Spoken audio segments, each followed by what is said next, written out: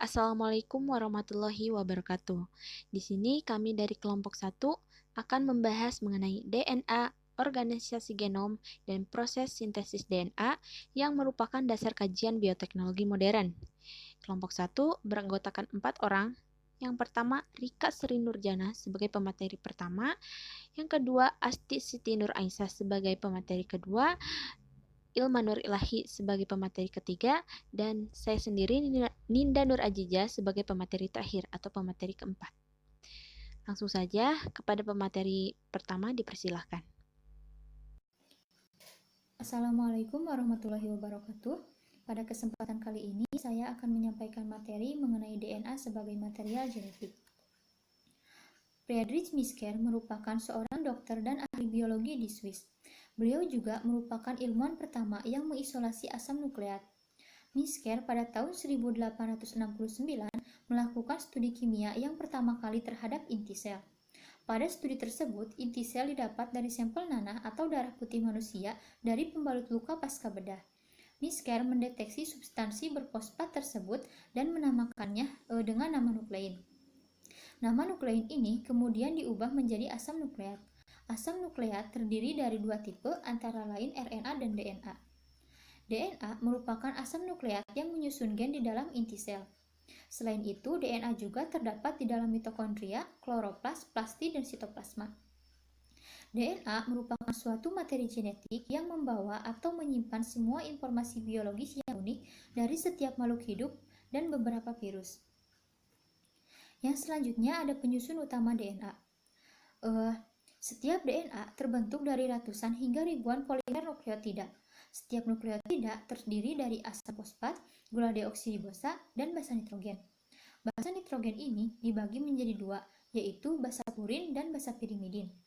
Basa purin dibagi menjadi adenin dan guanin, sedangkan basa pirimidin dibagi menjadi timin dan sitosin. Yang selanjutnya ada bukti DNA sebagai materi genetik. Mungkin sebelumnya teman-teman sudah mengetahui bahwa DNA itu terdapat di dalam kromosom. Akan tetapi selain DNA, di dalam kromosom juga terdapat protein, sehingga muncul perbedaan pendapat mengenai hakikat materi genetik, yaitu antara DNA atau protein. Dugaan DNA sebagai materi genetik secara tidak langsung sebenarnya dapat dibuktikan dengan kenyataan bahwa hampir semua sel somatis pada organisme tertentu mempunyai kandungan DNA yang selalu tetap. Sedangkan kandungan RNA atau proteinnya selalu berbeda-beda antara satu sel dengan sel yang lainnya. Ada dua bukti percobaan yang dapat membuktikan bahwa DNA merupakan materi genetik. Yang pertama ada percobaan Frederick Griffith, yang kedua ada percobaan Hershey dan Chase. Yang pertama, percobaan Frederick Griffith. Pada tahun 1928, Griffith melakukan percobaan infeksi bakteri Pneumococcus atau Streptococcus pneumonia pada hewan mencit. Pneumococcus yang virulen sering dilambangkan dengan huruf S, sedangkan yang tidak virulen sering dilambangkan dengan huruf R. Mencit yang diinfeksi dengan Pneumococcus S akan mengalami kematian dan dari organ paru-parunya dapat diisolasi strain S.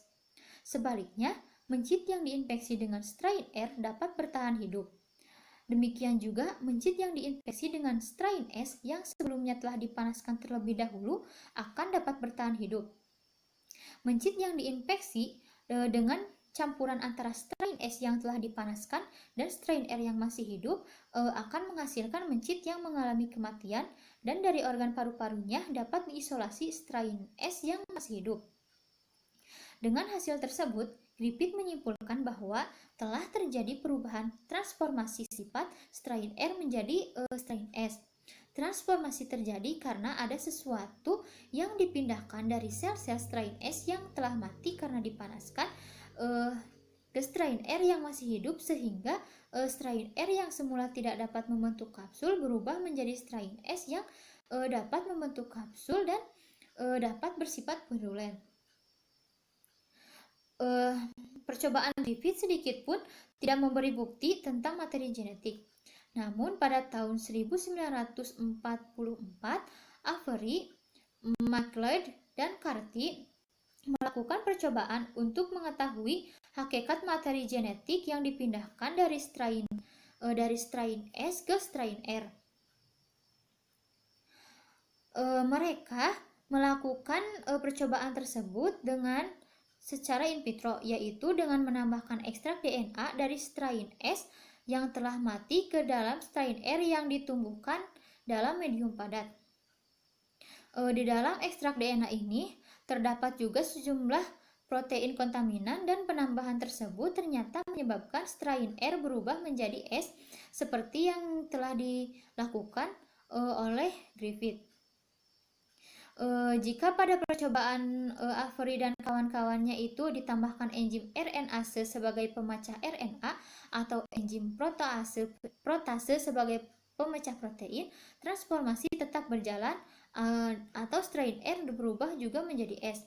Akan tetapi jika enzim yang diberikan adalah DNase pemecah DNA, maka transformasi tidak akan terjadi. Artinya strain R tidak berubah menjadi strain S. Hal ini jelas membuktikan bahwa materi yang bertanggung jawab atas terjadinya transformasi pada bakteri pneumonia dan ternyata hampir semua organisme adalah DNA. Yang selanjutnya ada percobaan Hershey dan Chase. Pada tahun 1952, Hershey dan Chase meneliti bakteriofag. Bakteriofag merupakan virus yang menginfeksi bakteri. Bakteriofag hanya tersusun dari molekul asam nukleat antara DNA atau RNA dan molekul protein. Hershey dan Chase hendak membuktikan bahwa molekul DNA adalah materi genetik yang diinjeksikan atau ditransport oleh bakteriofag ke dalam sel bakteri. Dalam percobaannya pada gambarnya, protein bakteriofag dilabeli dengan sulfur radioaktif 35S, sedangkan DNA bakteriofag dilabeli dengan fosfor radioaktif 32P. Kemudian dikondisikan agar virus menginfeksi bakteri. Hasil pengamatannya menunjukkan bahwa hanya DNA bakteriofag yang masuk ke dalam sel bakteri, sehingga dapat menghasilkan bakteriofag yang lebih banyak. Hal ini berdasarkan pengamatan keberadaan 32P dalam sel bakteri, sehingga dapat disimpulkan bahwa molekul DNA merupakan materi genetik. Setelah terbukti DNA sebagai materi genetik, maka fungsi yang harus dilaksanakan oleh molekul tersebut adalah yang pertama ada fungsi genotipik. Materi genetik harus menyimpan informasi genetik dan dengan tepat dapat meneruskan informasi tersebut kepada keturunannya. Fungsi genotipik ini dapat dilaksanakan melalui replikasi. Yang kedua ada fungsi fenotipik. Materi genetik harus mengatur perkembangan fenotip organisme. Artinya, materi genetik harus mengarahkan pertumbuhan dan diferensiasi organisme mulai dari zigot hingga individu dewasa. Fungsi fenotipik ini dapat dilaksanakan melalui ekspresi gen. Yang selanjutnya ada fungsi evolusioner. Materi genetik sewaktu-waktu harus dapat mengalami perubahan sehingga organisme yang bersangkutan mampu beradaptasi dengan kondisi lingkungan yang berubah.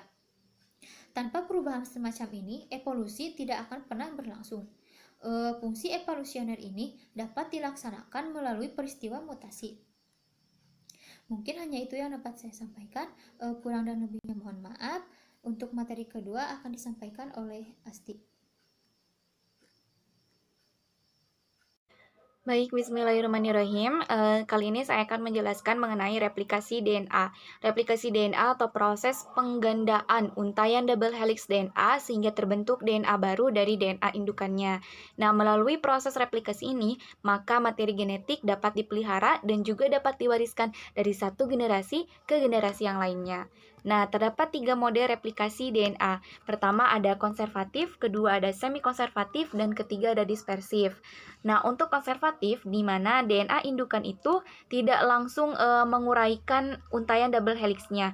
Namun, dalam konservatif ini, DNA indukan akan langsung mendupleks ataupun menyalin DNA barunya, sehingga hasilnya terdapat 2 molekul DNA, di mana 1 molekul DNA indukan yang masih utuh dan 1 molekul DNA anakan barunya atau dupleks kompleks dari indukannya.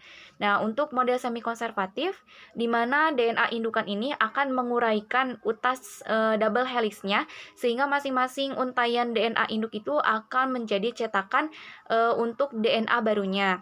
Nah, jadi terlihat ada 2 molekul DNA di mana masing-masing DNA ini mengandung satu utas DNA induk dan satu utas DNA anakannya. Nah, kemudian untuk model dispersif, yaitu DNA indukannya itu tidak memisahkan, tidak menguraikan untaian double helixnya, tapi dia melakukan pemotongan-pemotongan atau pemutusan pada bagian-bagian tertentu, sehingga bagian-bagian yang kosong tersebut akan diisi dengan DNA yang baru. Nah, dari ketiga model tersebut, ternyata yang umum terjadi itu adalah model semi-konservatif, di mana hal ini juga didukung dengan eksperimen dari Matthew Michelson dan Franklin Stell, di mana mereka menumbuhkan bakteri Escherichia coli di medium yang mengandung isotop nitrogen sebesar 15N. Nah, hasilnya ternyata untuk yang ditumbuhkan pada medium yang mengandung 15N, ternyata molekul DNA-nya itu memiliki tingkat kerapatan yang tinggi, yang besar, sehingga dia dia menduduki posisi di bagian dasar tabung. Nah, sedangkan setelah dikembalikan ke medium yang biasa, ternyata molekul DNA-nya itu menempati di bagian tengah karena sudah berbeda tingkat kerapatannya. Begitupun yang selanjutnya. Yang selanjutnya ini yang di atas itu merupakan DNA baru. Nah, ternyata hasil replikasi dari DNA menurut percobaan ini ternyata terdiri dari satu untaian molekul DNA dan satu untaian molekul DNA yang baru, sehingga hal ini selaras dengan metode ataupun model dari semi-konservatif. Nah, sebelum kita masuk ke mekanisme, alangkah baiknya kita mengetahui terlebih dahulu protein ataupun enzim yang berperan dalam proses replikasi DNA. Pertama ada enzim helikase, di mana dia berfungsi untuk memotong dan juga memisahkan untaian double helix DNA. Kemudian ada single strand binding protein atau SSB, di mana dia itu berfungsi untuk menstabilkan masing-masing untaian DNA yang sudah diputuskan oleh enzim helikase. Kemudian ada topoisomerase, di mana dia akan memotong dan mengurangi ketegangan yang terjadi pada saat pemotongan double helix ini. Nah, kemudian ada primase, di mana primase ini berfungsi untuk mensintesis RNA. Nah, kemudian ada DNA polimerase 3, di mana dia merupakan enzim utama dalam replikasi ini. Nah, untuk DNA polimerase ketiga ini, dia akan mengkatalis sintesis DNA baru dan dapat melakukan sistem profiling ataupun editing yang akan mendeteksi jika terdapat kesalahan pada saat replikasi. Nah, kemudian ada DNA polimerase pertama. DNA polimerase 1 ini dia akan meremove ataupun menggantikan template RNA primer atau cetakan awal yang dibentuk oleh RNA primer menjadi DNA yang sebenarnya. Nah, kemudian untuk DNA ligase, dia itu berfungsi untuk menyambungkan atau merekatkan fragmen-fragmen yang sempat terputus menjadi satu kesatuan DNA yang utuh. Nah, selanjutnya mekanisme replikasi DNA. Nah, biasanya DNA yang memiliki bentuk bulat itu disebut dengan DNA sirkuler. Nah, itu biasanya ditemukan pada jenis-jenis bakteri. Seperti halnya dalam gambar ini merupakan proses replikasi DNA pada bakteri Escherichia coli. Nah, pertama, mekanisme replikasi DNA ini dimulai pada satu titik, di mana titik ini dinamakan origin of replication. Nah, protein-protein yang akan mensintesis DNA baru itu akan mengenali titik ini. Ketika sudah mengenali titik ini, maka protein tersebut dapat melakukan proses replikasinya. Nah, kemudian sudah terbentuk untaian-untaian DNA yang baru. Kemudian pada tahap ini di mana sudah terbentuknya adanya gelembung bubble, di mana gelembung bubble ini juga sama melakukan replikasi DNA dan gelembung ini juga banyak ditemukan pada untaian DNA yang berfungsi untuk mempercepat prosesnya replikasi DNA. Nah, di antara gelembung ini ternyata terdapat garpu DNA, garpu replikasi, di mana apabila diperbesar ini itu akan seperti ini. Nah, pertama ada enzim helikase, di mana enzim helikase ini akan menggunakan ATP-nya untuk membuka untaian double helix DNA. Nah, dikarenakan ketika memotong itu, maka DNA ini akan mengalami ketegangan. Nah, untuk mengatasi hal tersebut, maka dibantu oleh topoisomerase untuk mengurangi ketegangan tersebut. Nah, kemudian masing-masing untaian DNA ini akan dipegang atau ditempeli oleh molekul atau sejenis protein SSB atau single strain binding protein, di mana SSB ini akan menstabilkan masing-masing untaian DNA supaya tidak tergabung kembali, dikarenakan untaian DNA ini memiliki afinitas ikatan hidrogen yang sangat kuat. Nah, kemudian setelah itu maka RNA primase datang menempel pada untaian DNA ini, masing-masing untaian, kemudian mengambil beberapa molekul-molekul kecil yaitu RNA primer sebagai cetakan awal. Nah, kemudian barulah datang DNA polimerase ketiga melanjutkan cetakan yang sudah dibuat oleh RNA primer ini. Nah, begitupun selanjutnya sampai pada tahap ujung. Nah, perlu diketahui untuk DNA ini ternyata memiliki ujung. Nah, di sini tuh ada ujung 5 aksen dan ada 3 aksen. Nah, arah replikasi ini akan dapat berlangsung dari arah 5 aksen ke 3 aksen. Maksudnya, arah replikasi ini tuh adalah untuk arah replikasi DNA yang baru. Jadi bukan DNA indukannya. Seperti halnya di sini. Ini kan DNA indukannya 5 aksen, sehingga di ujung sini tuh ada 3 aksen. Nah, jadi arah replikasinya itu kita melihatnya untuk sintesis DNA baru. Jadi yang di bawah ini yang biru muda. Dimana kalau di sini 3 aksen berarti arah mulai replikasinya itu harus dari kanan. Soalnya kan ujungnya 5 aksen. Nah, jadi untuk yang untaian di atas ini arahnya dari kanan ke kiri. Sedangkan yang ini kan 3 aksen ujungnya. Nah, sehingga yang ujung indukan utama di sini itu adalah 5 aksen. Nah, arah replikasinya berarti di sini dari kiri ke kanan. Nah, arah replikasi tersebut itu akan sangat berpengaruh terhadap bentuk dari untaian tersebut. Nah, apabila untaian dari 5 aksen ke 3 aksen, nah dari arah kanan ke kiri itu dinamakan leading strand, di mana leading strand ini bentuk untaiannya itu akan berkontinu atau akan terus lanjut sehingga menjadi satu untaian yang utuh tanpa adanya fragmen-fragmen atau putusan bagian-bagian yang putus. Nah, karena ini memang searah dengan arah replikasi sehingga tidak ada potongan-potongan. Namun berbeda dengan arah yang berlawanan. Karena tadi di sini kan 3 aksen sehingga untuk DNA yang baru di sini berarti harus dari 5 aksen dan arahnya itu dari kiri ke kanan itu dinamakan lagging strand. Di mana untuk lagging strand ini bentuk untaian DNA yang barunya itu tidak utuh atau tidak satu untaian yang utuh karena memang berlawanan arah sehingga bentuk untaian untuk di jalur lagging strand ini sempat terputus-putus. Nah, seperti ini. Nah, mungkin ketika pembuatannya juga hampir sama mekanismenya. Jadi pertama kan ada RNA primase dulu, kemudian sambil membawa RNA primer sebagai cetakan awal, kemudian ada DNA polimerase ketiga sebagai melanjutkan cetakan awal sampai seterusnya. Nah, untuk di jalur ini si untaian DNA yang barunya itu terputus-putus karena memang berlawanan arah. Nah, masing-masing segmen ini disebut fragmen Okazaki. Nah, secara keseluruhan setelah selesai DNA polimerase membuat untaian DNA yang baru, maka si potongan-potongan ataupun cetakan awal yang dilakukan oleh RNA primer ini akan diganti oleh DNA polimerase 1 menjadi bentukan DNA yang sebenarnya gitu, sehingga diganti yang cetakan awal ini. Nah, setelah beres maka muncullah DNA ligase, di mana DNA ligase ini akan menggabungkan segmen-segmen yang sempat terputus. Nah, sehingga menjadi satu kesatuan DNA yang utuh.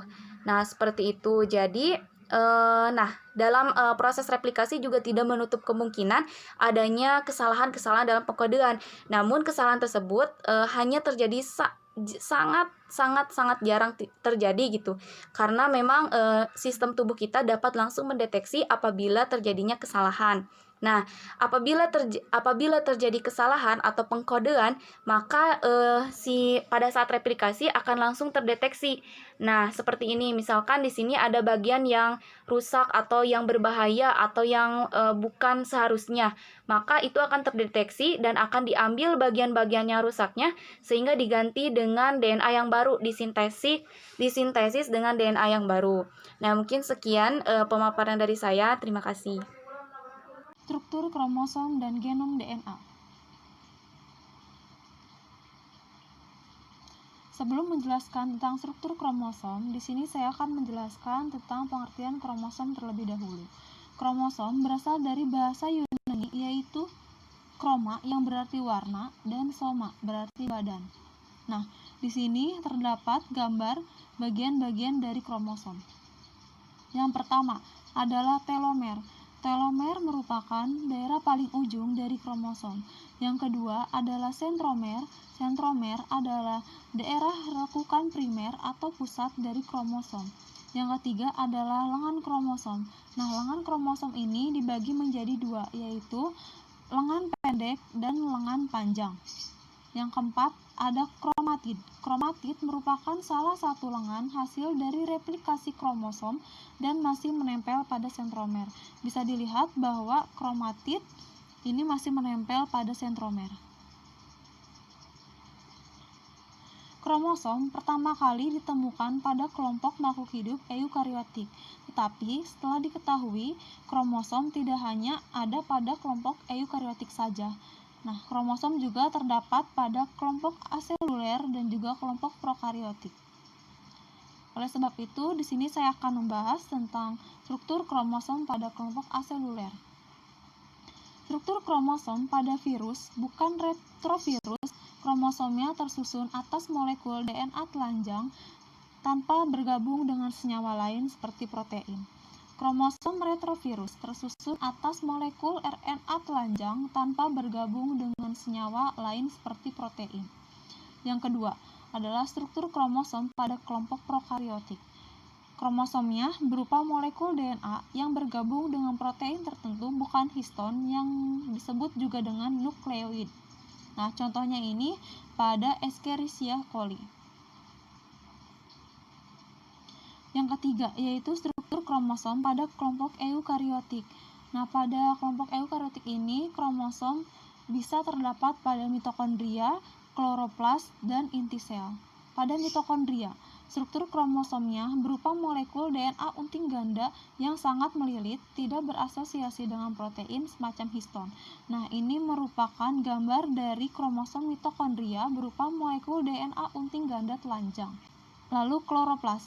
Nah, struktur kromosomnya berupa DNA unting ganda telanjang tanpa asosiasi dengan protein struktural tertentu dan sangat melilit. Yang ketiga adalah inti sel. Nah, ini merupakan struktur kromosom dari inti sel. Nah, ini kromosom.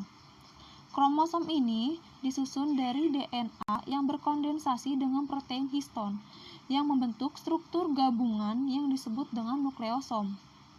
Nukleosom yang saling menyambung ini akan membentuk seperti untayan benang-benang yang melilit yang dinamakan sebagai kromatin.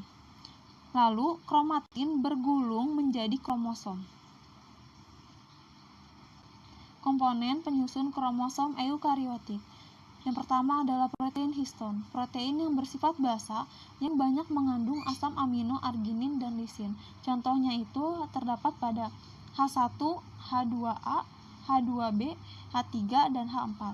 Lalu yang kedua adalah protein non-histon, adalah protein yang bersifat asam. Contohnya itu adalah protein scaffold dan juga protein heterokromatik 1. Genom. Genom merupakan gabungan kata dari kata gen dan kromosom. Genom adalah keseluruhan informasi genetik yang dimiliki suatu sel atau organisme, atau khususnya keseluruhan asam nukleat yang memuat informasi tersebut. Genom DNA. Sebelum membahas tentang genom DNA, di sini saya akan membahas tentang struktur DNA terlebih dahulu.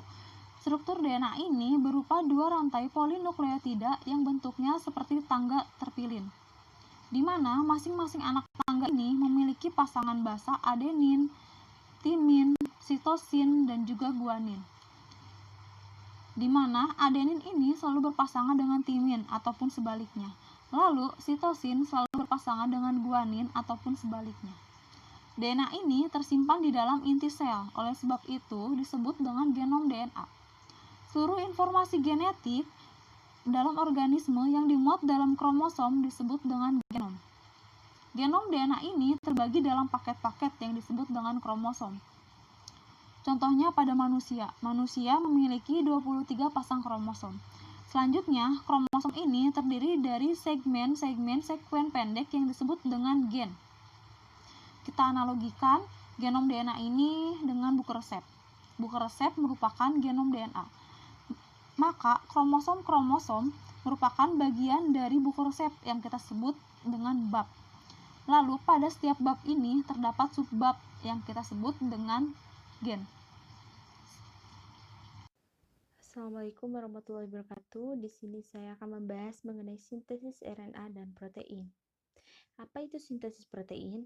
Sintesis protein adalah proses pembentukan protein di dalam tubuh yang dilakukan oleh RNA atas perintah atau kode dari DNA. Tahapan sintesis protein ada dua, yaitu transkripsi dan translasi. Transkripsi merupakan penyalinan kode genetik pada DNA yang menghasilkan RNA duta atau RNA messenger. Tahap transkripsi ini memiliki 3 tahap. Yang pertama adalah tahap inisiasi. Diawali dengan RNA polimerase melekat pada promotor gen. Selanjutnya, RNA polimerase ini akan membuka untai ganda DNA dan terjadi penyusunan nukleotida RNA yang akan membentuk untai rantai RNA. Yang kedua adalah tahap elongasi, di mana tahap elongasi ini adalah penyusunan nukleotida RNA di sepanjang untai ganda DNA. Yang ketiga adalah terminasi. Ketika RNA polimerase mencapai titik terminator, disitulah tahap terminasi ini terjadi. Nah, RNA polimerase dan RNA hasil transkripsi akan meninggalkan atau melepaskan diri. Transkripsi pada prokariotik dan eukariotik. Yang pertama adalah pada prokariotik. Perbedaannya dengan eukariotik yaitu bersifat polisistonik pada promotornya, sedangkan eukariotik bersifat monosistonik. Yang kedua adalah DNA coding region, yaitu tidak terdapat intron pada prokariotik, sedangkan eukariotik memiliki intron. Prokariotik memiliki RNA polimerase 1 macam, eukariotik memiliki 3 macam RNA polimerase. Dan prokariotik menghasilkan RNA matang yang langsung bertugas dalam sintesis protein, sedangkan eukariotik menghasilkan pra-mRNA. Sebelum ke tahap translasi, terjadi splicing RNA, yaitu pemotongan intron untuk menggabungkan ekson dalam peristiwa transkripsi. Ekson ini adalah bagian gen yang dapat diekspresikan, sedangkan intron adalah bagian gen yang tidak dapat diekspresikan. Yang selanjutnya adalah translasi. Translasi adalah penerjemahan kode genetik pada RNA duta oleh ribosom menghasilkan polipeptida. Harus diketahui ya oleh kita bahwa setiap 3 basa nitrogen akan menyusun suatu kodon, dan kodon akan mengkode asam amino tertentu. Ada 4 kodon yang memiliki fungsi yang berbeda dengan kodon yang lain. Yang pertama adalah start kodon AUG. Selain berfungsi mengkode asam amino metionin, AUG juga berperan sebagai kodon pertama yang memulai proses translasi. Kodon UAA, UAG, UGA disebut sebagai kodon stop karena memicu berakhirnya proses translasi. Tahapan yang pertama pada tahap translasi, yang pertama adalah inisiasi. Inisiasi ini diawali dengan ribosom subunit kecil melekat pada RNA D. Setelah itu, RNA T sebagai inisiator akan membawa basa nitrogen yang komplement dengan kodon yang mengkode asam amino yang dibawanya. Setiap asam amino akan berikatan dengan RNA T yang memiliki urutan basa nitrogen yang komplement dengan kodon yang mengkodenya. Setelah kodon dan antikodon pada RNA T berikatan, maka ribosom subunit besar akan muncul dan berikatan untuk membentuk kompleks translasi. Dengan demikian, proses inisiasi translasi akan berakhir. Setelah itu akan terjadi elongasi translasi. Perlu diketahui, ribosom memiliki 3 ruangan, yaitu situs E, situs P, dan situs A. Ribosom akan mengkode kodon-kodon yang berada di situs A.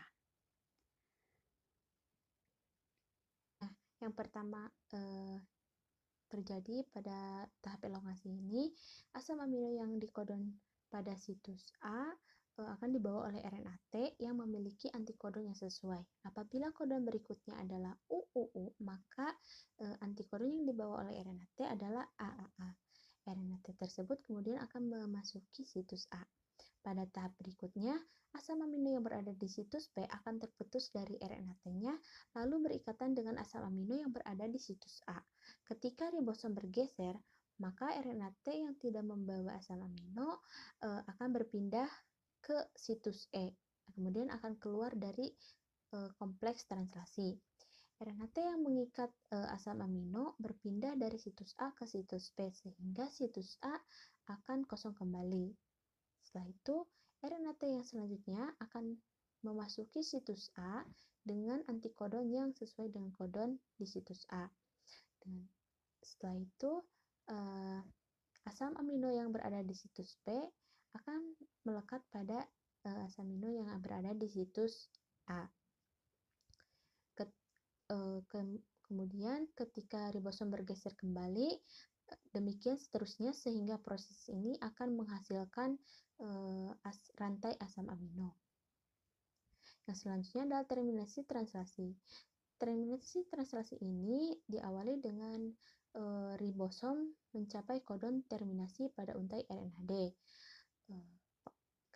Ketika itu, faktor pelepas datang dan memasuki situs A, sehingga memicu polipeptida yang berada di situs P terlepas dan kompleks translasinya juga terurai.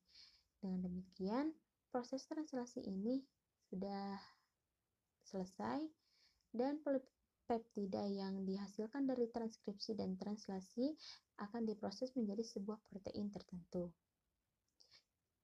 Translasi pada prokariotik dan translasi pada eukariotik memiliki perbedaannya, yaitu terdapat pada ribosomnya.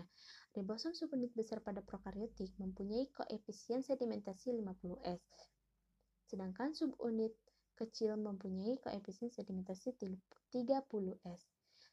Pada eukariotik, ribosom subunit besar mempunyai koefisien sedimentasi 60S, subunit kecil mempunyai koefisien sedimentasi 40S. Mutasi DNA. Apa yang dimaksud dengan mutasi? Mutasi adalah perubahan materi genetik, DNA maupun RNA yang diwariskan heritable secara genetis pada keturunannya. Sedangkan mutan adalah organisme yang mengalami mutasi. Mutagenesis adalah proses yang terjadinya peristiwa mutasi. Sedangkan mutagen adalah agen yang menyebabkan mutasi. Macam-macam mutasi. Berdasarkan tempat terjadinya ada 2, yaitu gametik dan somatik. Gametik ini adalah mutasi yang terjadi pada sel gamet, yaitu sel organ reproduksi yang meliputi sperma dan ovum pada manusia. Yang kedua adalah mutasi somatik, mutasi yang terjadi pada sel somatik dan tidak diwariskan kepada keturunannya. Yang kedua adalah berdasarkan proses terjadinya, yaitu mutasi alami dan mutasi buatan. Mutasi alami ini tidak ada campur tangan manusianya atau terjadi secara tiba-tiba. Sedangkan mutasi buatan ini ada campur tangan manusianya. Mutasi berdasarkan tingkatnya ada 2, yaitu mutasi gen dan mutasi kromosom.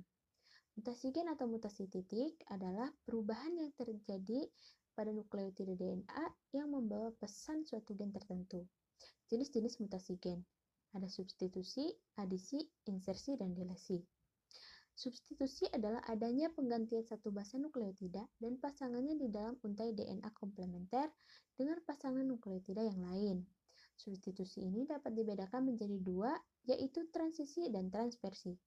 Transisi adalah perubahan dari golongan yang sama, purin ke purin atau pirimidin ke pirimidin. Contohnya, terdapat urutan basa nitrogen CCA-TAG-AAC menjadi CCG-TAG-AAC. Ada perubahan basa nitrogen adenin menjadi guanin. Yang kedua adalah transversi. Transversi ini adalah perubahan dari golongan yang berbeda, purin ke pirimidin atau pirimidin ke purin. Contohnya, terdapat urutan basa nitrogen TAC, GAG, CCG menjadi GAC, GAG, CCG. Ada perubahan basa nitrogen timin menjadi guanin. Yang kedua adalah adisi. Adisi adalah adanya penambahan basa nitrogen, biasanya terjadi pada ujung basa nitrogen. Contoh adisi, terdapat susunan basa nitrogen ACA-TAG menjadi ACA-TAGA. Ada penambahan basa nitrogen adenin di ujung basa nitrogen. Yang selanjutnya adalah insersi. Insersi adalah adanya penambahan basa nitrogen, biasanya terjadi di tengah basa nitrogen. Misalnya, terdapat urutan basa nitrogen AUG, AAG, UUU, GGC, UAA. Ketika mengalami insersi, misalnya menjadi ada tambahan basa nitrogen urasil di tengah-tengah basa nitrogen. Yang selanjutnya adalah delesi. Delesi adalah adanya penghapusan basa nitrogen.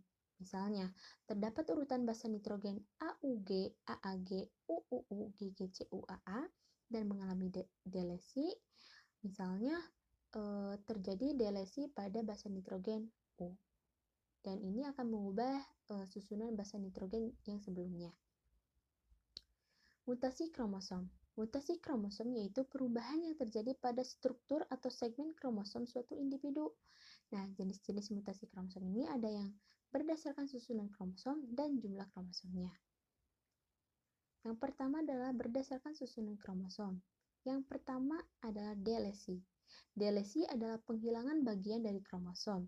Misalnya, terdapat kromosom dengan kode ABCDE dan mengalami delesi pada bagian C akan berubah menjadi ABDE.